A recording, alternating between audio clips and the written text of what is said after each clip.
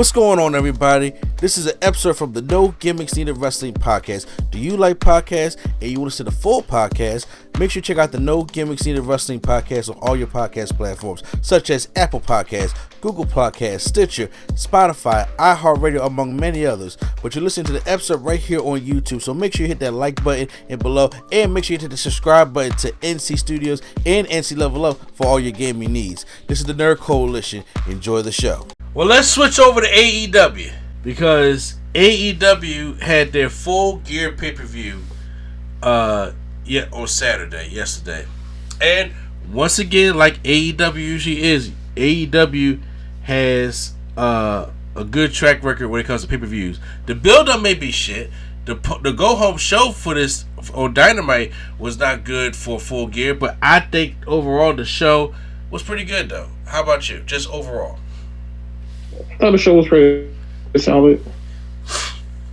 And once again, AEW does good with that kind of stuff. So yeah, they had their Full Gear show on Saturday. We're gonna go over. We're not gonna go. I'm gonna go match by match. But I'm also not gonna just give a whole breakdown of the match. We're just gonna give a quick recap of the match and where things are going with it and how things turn out, and what are still some problems that AEW is still having that some of their diehard fans can't seem to understand. I'm a wrestling fan, so I enjoy both AEW, TNA, and WWE. But when there's problems, there's problems. But overall, the show's pretty good. First off, marketing has been a little bit of an issue, because why was this 0-hour match that they had with Big Boom AJ with Big Justice versus QT Marshall one of the most marketed things on this show? Because he's a these damn Costco kids viral person. He's a viral whatever. He's viral right now. Yeah. These Costco kids with so it's gonna get clicks. I mean, I get you. It felt like at one point this was the most over thing on the damn card. Yeah, because he's over, I guess, right now. He's whatever. I've seen him here and there, but I've seen him here and there, but I've seen the Boom. He's been on every show, so I've seen him around. That's the only reason I know who he was, because he did the Boom. But yeah, I mean, I know he used to be an independent wrestler years ago. But did not know that. Huh? Did not know that. Yeah, but then I guess they got this Costco kid thing going on. Well, they went against QT Marshall, who, by the way, looks to be in decent shape since coming back. Honestly, though, I wouldn't have put him against QT Marshall, even though QT Marshall is the guy that you want to always go against. He's almost for this type of thing. He's not there yet, but I'm just like that. He's teetering on that Brooklyn Brawler line. QT? Yeah. Jeez. Okay. I said he ain't there yet. No, he's not there yet. Well, I'm just saying, but he teetering. He's coming upstairs to the door. Okay. I got you. Well, Big Boom AJ won the match with the Power Boom, as he calls it, and the crowd got hyped for this. The crowd got hyped with Big Justice Spear, QT Marshall. I mean, they got hyped. And then they had this little kid called the Rizzler, who just scratches his face, so there's a little thinking face thing that's gone viral. Also, I'm just like, this is what the world's coming to. Mm-hmm. This is what the world's coming to. They started out with a fatal 4-way tag team championship match: Private Party versus the Outrunners versus the Kings of the Black Throne and the Acclaim. So let's just state the obvious out here: the Acclaim is not what they used to be. Mm-mm. They are not over anymore. So they are teasing, huh? No, I'm just saying, yep. Yeah, I think that the whole daddy ass thing is played out. And I think now, because they've been teasing it, that they are opening the door for... No, hold on. Billy Gunn still is there? Yeah. wrestling, or he just there? Oh, I think he's just there. Okay, I thought to say, geez. I mean, he probably still do wrestle sometime, but like, man. Yeah, no. The match, the match is fine, but Private Party kind of retained, and they showed some dissension between Bowens and Caster, which I don't know how they're gonna work out as single stars. If they do, I don't want none of them joining the Crime Syndicate at all. Because they did tease that. But I will say that a Private Party is still not. I don't know. It's still not Private Party to me. That makes sense. But they got a title, so you know. You said they still not Private Party? I'm trying to understand. Okay, what? They private, but they still just don't. It seems like they private, but they not. It doesn't make sense. Like it's like they trying to get them back to what they once was, but it's still kind of like not the same. That's okay. Like if that's like if the Acclaim was to break up for like a year or two and it was to come back doing the same thing they was doing in the beginning. It's like, well, it's kind of like not the same, you know. Fair enough. That's fair enough.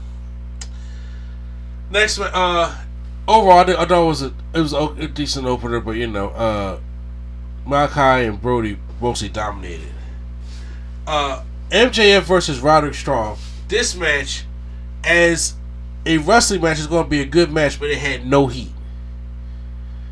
And it had no heat because people didn't want to see Roderick Strong in the matchup.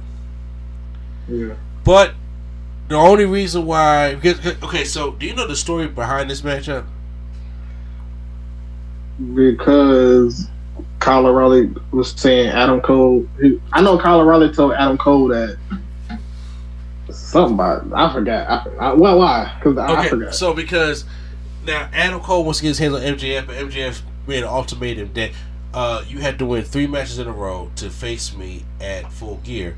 And but then Roderick Strong wanted a piece of MJF also because remember they had the Undisputed Kingdom storyline, and that group died a terrible death. Yeah, but I'm not gonna lie though. I was shocked when I seen Roddy versus MJF at a pay-per-view. I was kind of like, I don't know. So what happened was Roddy won 3 matches in a row. Adam Cole lost to was it Takeshita, I think it was. But the only reason why they did that is because MJF was out filming something, so he wasn't on Dynamite. He wasn't on Collision. He was filming Adam Sandler. The new Happy Gilmore thing, right? Yeah. So he was doing that, and then when he comes back, because he wasn't on Dynamite, he wasn't on Collision, so they didn't have Adam Cole and him to really promote this matchup. So they put Roderick Strong in there first. And then they're going to probably save Adam Cole for World's End because MJ is back now. They can, exchange, go try to capture and bring some heat to the storyline in this matchup for December with MJ being there to help promote the matchup. So we got Roderick Strong here.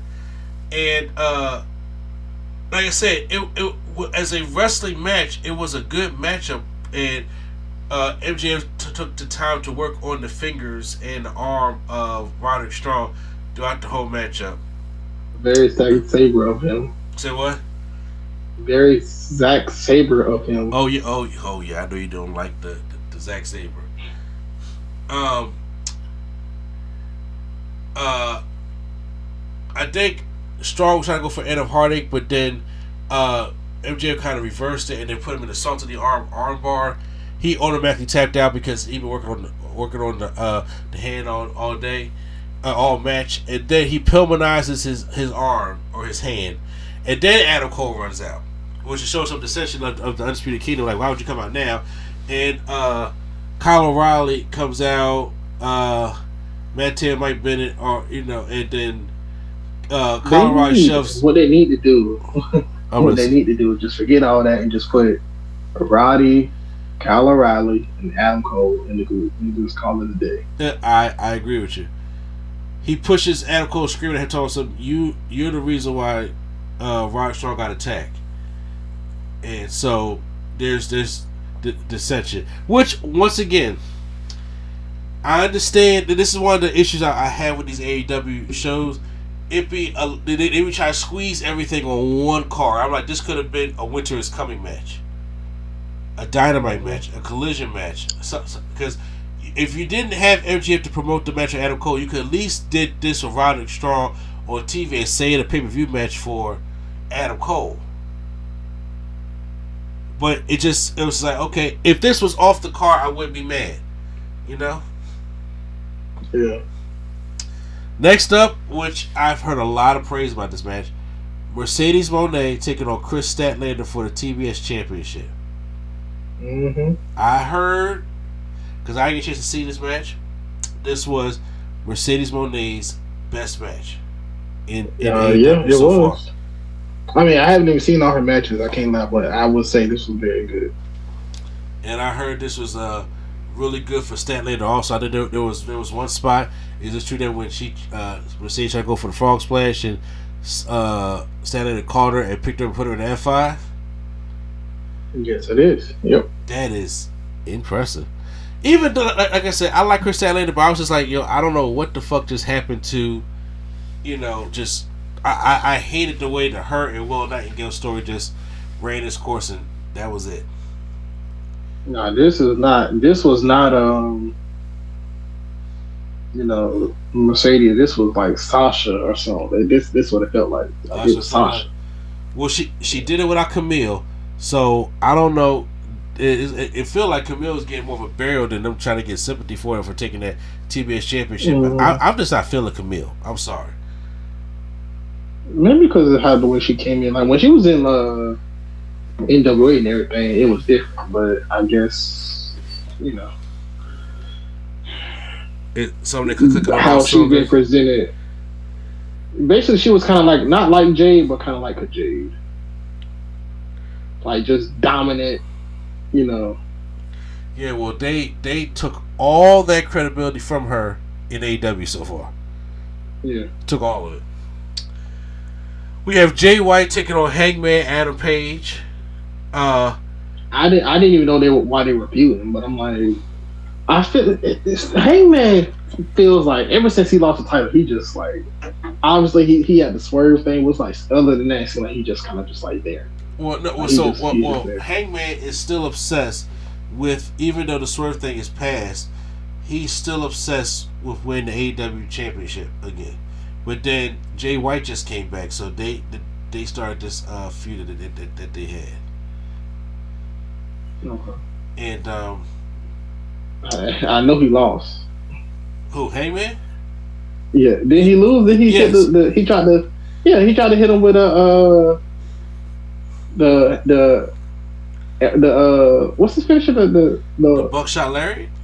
He tried to hit him with the buckshot and he countered it into the Blade Runner. Yeah. I did see that. So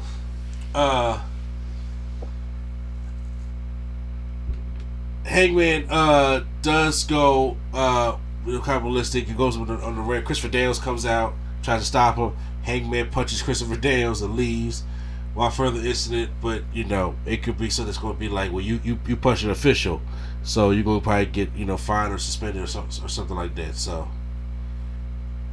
I don't know. Christopher Daniels is still active though, right? Like I could have thought he didn't like honestly, I think he got that Bobby Roode type of job. I forgot what he does backstage, but he was doing that from the beginning. But I'm saying like I know. In Ring of Honor, he is actually like he's wrestling like every week in Ring of Honor, but like not on the AEW is kind of weird. Ain't this man like in his mid-50s? Maybe 50s, maybe 54, 55. So that's mid-50s. No, I'm saying like I was gonna say he was probably older. I'm like I know he's not 57, so like yeah. I'm about to say. He looked good, but Christopher Daniels, I know is pretty up there in age. Yeah, he been doing it for a long time. And I don't know if he can still hit the BME. I don't even think he attempted. I'm about to say, bro, that's not something right now. I would do. I would not hit that BME right now, not at all. Or maybe he like Jeff Hardy. He only hit it at the big shows and not the the live shows. Oh, because Jeff Hardy just falls right on you. Yeah, I don't even think he do. I think he just do a splash at the live shows now, and then on the big shows, that's when he does Swanton. They in TNA right now, right? Yeah, they're the champs. Yeah, that's right. You're absolutely right. Yeah, pictures for a minute. Okay, so next up we had Will Ospreay taking on Kyle Fletcher, which is probably to some people the match of the night. I'm just gonna say, Ricochet ain't been there for like 2 or 3 months. He already like just a regular person. Okay. I'm glad somebody's seen it because Ricochet had a match on this show that was just added literally last minute on social media. Yeah, he was like a tag. I thought it was him and was it? I thought he came out with that must have been on Dynamite then. Yeah, no. His match tonight was him and Will Ospreay. Yeah, no, but because Will Ospreay went against Kyle Fletcher tonight. It was him versus Takeshita for the. Okay, no, I did see that. Okay, so that was on Dynamite. It was him, Will Ospreay, and like 2 other people. Powerhouse Hobbs, I think, was one of them. Yeah, Powerhouse Hobbs. I'm like, what? Yeah, he's a weird group of people. He's kind of. I mean, I hope they got more for him to do, but he's just kind of like resulting back to what he was doing WWE. And I don't blame him for leaving because too much was drawn, not having something for Ricochet to do. But it's just like neither does Tony Khan. Mm-hmm. So Will Ospreay and Kyle Fletcher, some people could have been the match of the night though, but there was a spot though. Once again, it's just like how's it not the finish? Kyle Fletcher has Will Ospreay up on the apron in a tombstone, and he jumps. Listen, he jumps from the apron onto the steel steps for a tombstone pile driver. A tombstone, yep. How the fuck? Honestly, something that risky would be the finish for me. Because also it's the tombstone too. Yeah, after you jump off the apron to the steel steps, how do you top that? Yeah. You don't top that. But then he hits with a brainbuster and wins the matchup though. That's what he hit from the top rope, right? Or he landed on the top. Yeah. And once again, it's still impressive. You know what I'm saying? Just that sometimes it's like if y'all go out and do these big ass type moves, stuff like that. I was like, yo, it's kind of how I was mad at Jada Parker for hitting Lola Vice with the face with the brick, and it was like that didn't work, but but her ass and face worked. Yeah. I mean, that's it. Don't just say that. I mean, hey. Yeah.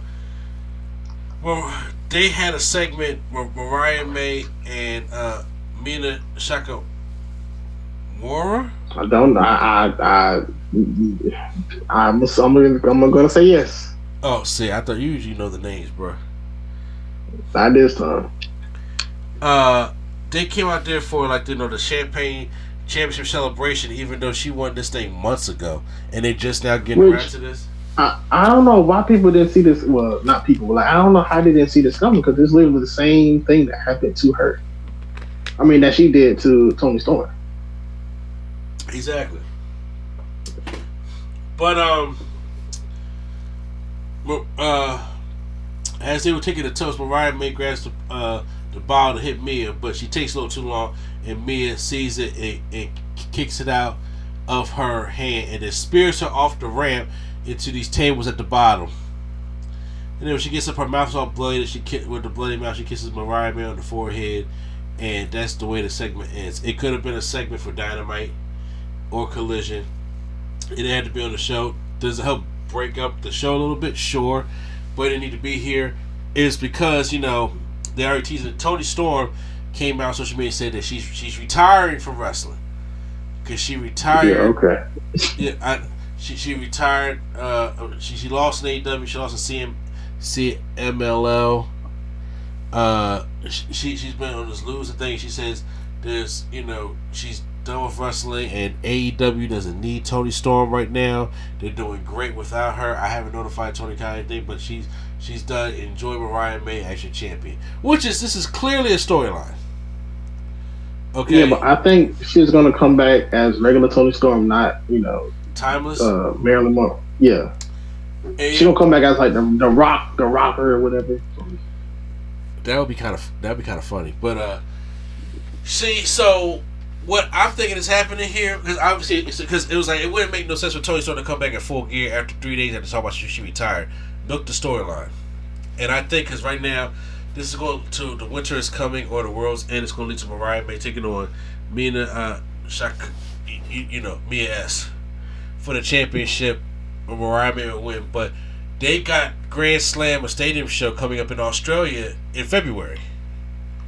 And who's from Australia? Yeah. Toni Storm. So I think that they're building up to that where Toni Storm can get her rematch in Australia. The fans will go crazy for that. They got to build up something to be able to fill out that stadium. So you know how they do. They'll be like, oh yeah, Toni Storm might come back, but here you go, Paige. That's close enough, right? No, that is not close enough. They won't do that. I do think though that where's Jamie Hayter from? She's from the UK too, right? Yeah, Jamie Hayter's from the UK. Okay, so but where's she been? I don't know where Great Value Becky Lynch been at. Oh, hey, don't disrespect Jamie Hayter now. I'm not gonna do that. I'm just saying she's had the fire orange hair and stuff, and the long jackets. People are like, oh my god, it's AEW's Becky Lynch. I'm like, no, it's Jamie Hayter. You know what I'm saying? But I'm not gonna disrespect Jamie Hayter like that. I love Jamie Hayter, but I think that's what they're gonna go with the storyline. Jack Perry tickled huh? No, I can see that. Jack Perry tickled on Daniel Garcia, and this is where a lot of people said that the show was just done for them because it's late, and this is one of the issues, the problems that AEW has with these long shows, and it just be match after match after match after match, and there's no breathing room, and these things don't be going on until after midnight, so the crowd be exhausted. Jack Perry tickled Daniel Garcia. Jack Perry powerbombs him on the outside right in front of Daddy Magic, Matt Menard, and buries someone in some trash, but Daniel Garcia finds his way back in there. Overall, look, I ain't got to give the whole breakdown of this. Daniel Garcia beats Jack Perry as the new TNT champion. It's good. Is he still doing that? The dance move? He ain't doing that no more. Okay. About to say, because yeah. No, he's more serious now. Thank God. Because I tell you, if you win that championship and start doing that nut ass dick, I'm done. I'm like, he ain't Alex, right? But shout out to Daniel Garcia. I mean, it would be funny if he come out on Dynamite and he have a celebration and he do that dance. That'd be funny too, yeah. I don't know where Jay Perry goes from here because I don't know what's going on with the whole fucking Elite storyline in the first place. So they probably gave it up because the Bucks was in it and they gave that up. And then didn't Okada lose the belt or he didn't lose it? I don't know what's going on with Okada. You know what? What champion was he again? The international. Well, yeah, he don't have it no more. Takeshita got it. So yeah, then they all lost their belts. Yeah. So all right, make room for the Hurt Syndicate. Sure. Then the match we can get them real belts though. You're right. Yeah. The match that got we don't shoved need to get them in international. They need to have like actual belts, like actual belts. This is the match they shoved in online, which is Kenosuke Takeshita taking on Ricochet for the AEW International Championship. And once again, by this time, it was about placement for this matchup. Something like this, you probably could have opened the show with it, but it had no. You just add it on social media. You could have promoted this better and did this on, like I said, a special show or Worlds, or whatever they plan on doing it. But this is, I think, one of the problems that AEW has with forcing too many things on the card. True. And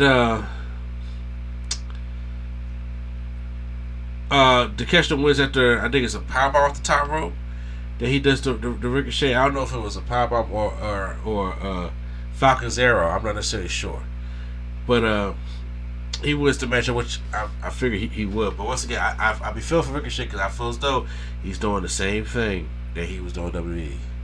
Mm-hmm. Swerve Strickland taking on Bobby Lashley.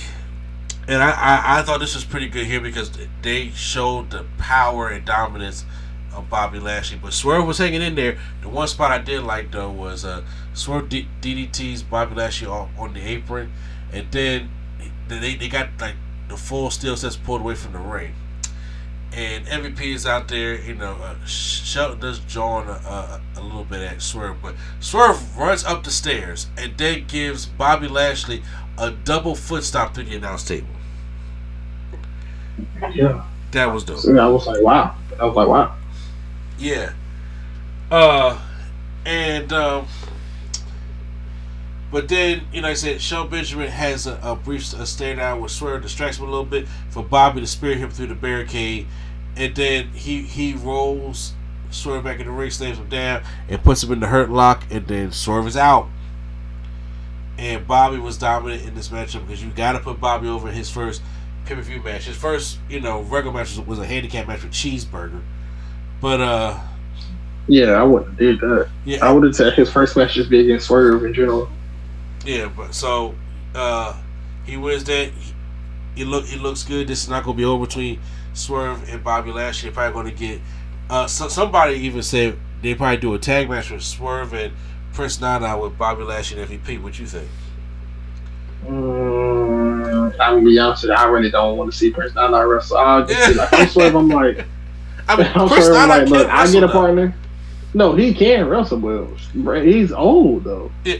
How old is not to say that, not to say that Bobby is old, but like Prince Nana was in WWF in '98. Yeah, I'm about to say because Bobby's 47. Yes, 47, 48. Yeah, don't look it though. Not at all. Nah, not at all. Main event time. John Mox taking on Orange Cassidy for the AEW World Championship and the savior of AEW. No, say it with straight face. Say it with straight face. The what? Whoever's going to save or save from the savior of AEW. I don't know how they're saying it.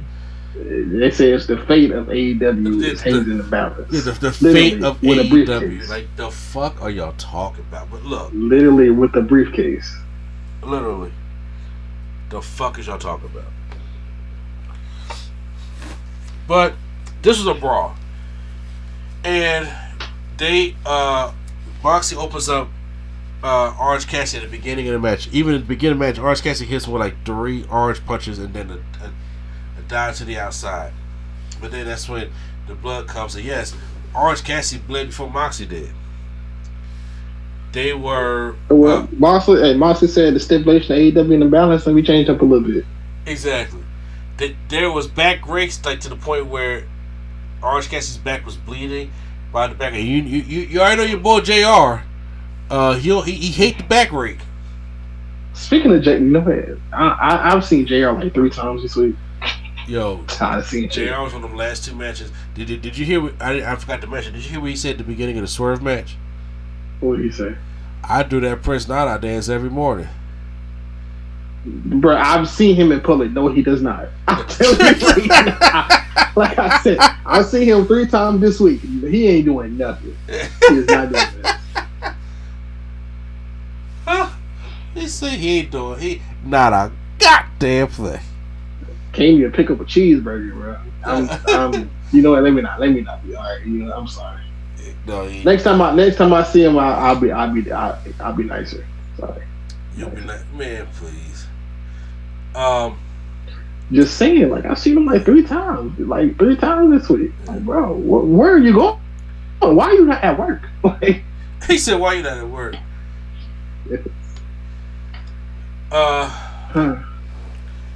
So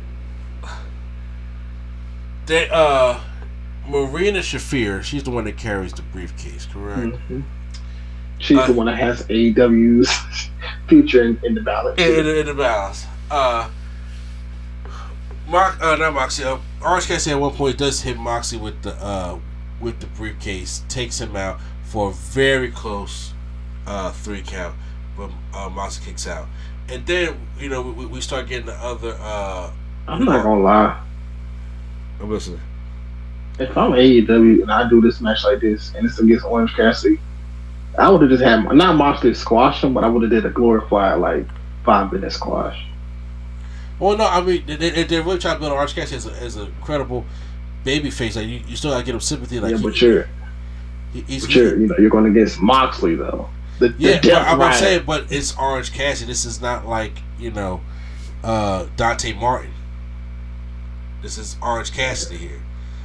You gotta establish that Orange Cassidy can hold his own. Maybe not like Dante Martin, who's a babyface who can get over, but I'm just saying, but this is Orange Cassidy we're talking about. One of the top babyfaces in the company. Especially when you're original. So yeah, you got to do what you can to help get him over like that. Moxley wins the matchup, and so AEW is. See, I'm listening. Okay, I need help with this ending because I was seeing so much stuff from this ending, I was confused. Okay, yeah, I'm gonna try to see if I can break it down for you. So Moxley wins. After the match, they tried to pour some. I don't know if it was alcohol peroxide on Orange Cassidy's face, but then they because you had the rest of the Death Riders come down, and then God, who came down first? Was it Adam Page or was it Christian? It had to be Adam Page because he got laid out. Well, no, okay, because I do remember that Marina Shafir had the briefcase. Willow Nightingale came back, and the pot was hot for that. She speared Marina Shafir, so we have another woman that can take on another woman. So that took care of that equation. Wheeler Yuta came out, and then Hangman Adam Page came out, and he hit Wheeler Yuta with the steel chair. Then Christian Cage comes out, gives John Moxley the unprettier. But he has that contract that he won. I forgot what show that was that he won that contract with. It's kind of their money to pay. Like he's due a contract up until for championship. Yeah, I think it's like there's whenever you sign it, it's legal. Yeah. Which at least you gotta tell the referee 4 times that you want to cash it. So as Page has it in his hand, so that he's about to give it to Christian, but he's holding on to it. Christian's like, just give it to me. I'll give you the first shot. You see him mouthing that off to Page. I'll give you the first shot. Adam Page walks off because he's obsessed with getting back the AEW championship. So Christian's about to go cash it in, but then Jay White comes out and attacks Christian because Christian is the one that screwed over Jay White a couple months ago. Was in that Continental Classic or whatever that took Jay White out for a minute, and now he said, I'm going to get my revenge on that. So he stopped Christian Cage from cashing in his title shot. So that means the Death Riders now escaped. And as they were trying to escape in the back, that's when Darby Allin, who I guarantee you was like, let me please drive this car, and crashed it into their car. And then, I did see this, but this is the first thing I seen from the main event, and then somebody said, this is the ending of WCW if I ever seen it. So, but it was chaos. It was pure chaos, but I think it was in a way of controlled chaos because all these people because once again, you can't get mad at AEW for not telling the story when they're telling the story that you may not like. So they were telling the story here. And it looks like that at World's End, it's going to probably be a fatal 4-way for the championship because they all got problems on Mox, but they all interwoven together. Or it may be a fatal 5-way. I don't think AEW ever had a fatal 5-way. But you got Darby, you got Jay White, you got Christian Cage, you got Adam Page, and you got Moxley. And you can do. I think Christian Cage will opt himself out because he has the contract. Yeah. But I'm saying, the way like, nah, I'm good. The way they were setting it up, I wouldn't be surprised if Christian Cage does that. So, but I'm not confused, but I'm kind of confused because it's like Moxley and them having this little thing like that. But it's like you don't have to give Christian Cage the title, but it's kind of like he do have like a money in the bank type Yeah. of thing. You can't just like not cash it in. Especially Christian has been on a good little run with this little turtleneck thing he got going on. I don't know if it's gonna be as hot as what Moxley is doing, but I'm saying like he is still in his little era of doing good things. So I'm just saying to bring everything together and to make it a type of interesting type thing going on. I think having them have a fatal 5-way 5-pack challenge, however AEW wants to call it, would be a good move to do. Mm-hmm. To say that's where I got from all the chaos that happened at the end. Which, like I said, I couldn't say people not getting it, but I thought it was like a kind of a controlled chaos. It was something to try to get people talking. That's what you have to do. You have to get people talking. You have to start making some changes to get people back into the AEW product. Because right now it's stale. You got to be honest with it. It's stale, and for some reason, people like Kenny Omega can't see that. Kenny Omega, I don't think he watched it because he not even been there. So yeah, that's it. But that's right, because right now they did an elite storyline, which has just died. Okay, the Her Syndicate is cool. I want to see what they're going to do with that, because they could be the dominant group in AEW also. But it all depends how they're booked. All depends. Mm-hmm.